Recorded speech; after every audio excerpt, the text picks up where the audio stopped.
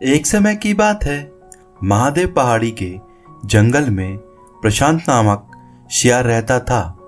एक दिन जंगल में उसने एक मरा हुआ हाथी देखा। उसे देख उसकी आंखें खिल गईं। उसने हाथी के मृत शरीर पर दांत गड़ाया, पर चमड़ी मोटी होने की वजह से वह हाथी को चीरने में नाकाम रहा। वह कुछ उपाय सोच ही रहा था कि उसे सिंह आता हुआ दिखाई दिया। आगे बढ़कर उसने सिंह का स्वागत किया और हाथ जोड़कर कहा, स्वामी, आपके लिए ही मैंने इस हाथी को मारकर रखा है। आप इस हाथी का मांस खाकर मुझ पर उपकार कीजिए। सिंह ने कहा, मैं तो किसी के हाथों मारे गए जीवों को खाता नहीं हूं, इसे तुम ही खाओ। सियार मन ही मन खुश तो हुआ, पर उसकी हाथी की चमड़ी को चीरने की समस्या अभी भी हल ना हुई थी। थोड़ी देर में उस तरफ एक बाघ आ निकला। बाघ ने मरे हाथी को देखकर अपने होंठ पर जीभ फिराई। सियार ने उसकी मनसा भांपते हुए कहा, मामा, आप इस मृत्यु के मुंह में कैसे आ गए? सिंह ने इसे मारा है और मुझे इसकी रखवाली करने को कहा है। एक बार किसी बाघ ने उनके शिकार को जूठा कर दिया था।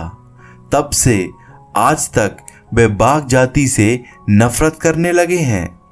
आज तो हाथी को खाने वाले बाघ को वह जरूर मार गिराएंगे। यह सुनते ही बाघ वहां से भाग खड़ा हुआ, पर तभी एक चीता आता हुआ दिखाई दिया।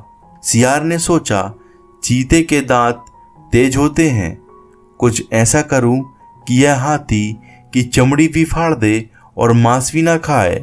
उसने चीते से कहा, प्रिय भांजे, इधर कैसे निकले? कुछ भूखे भी दिखाई पड़ रहे हो। सिंह ने इसकी रखवाली मुझे सौंपी है, पर तुम इसमें से कुछ मांस खा सकते हो।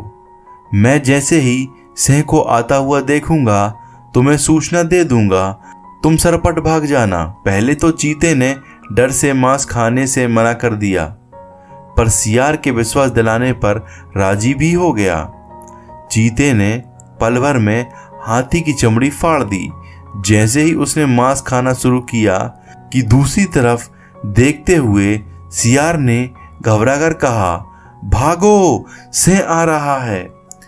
इतना सुनना था कि चीता सरपट भाग खड़ा हुआ। सियार बहुत खुश हुआ।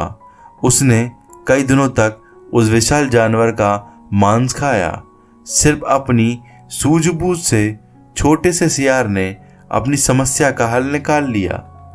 इस कहानी से हमें यह शिक्षा मिलती है कि बुद्धि के प्रयोग से कठिन काम भी संभव हो जाता है। यदि आपको यह कहानी पसंद आई हो तो आपके अपने YouTube channel Hindi moral stories को लाइक, शेयर एवं सब्सक्राइब करना ना भूलें। और मिलते हैं एक और नई कहानी के साथ। तब तक आप अपना और अपने परिवार का ध्यान रखें।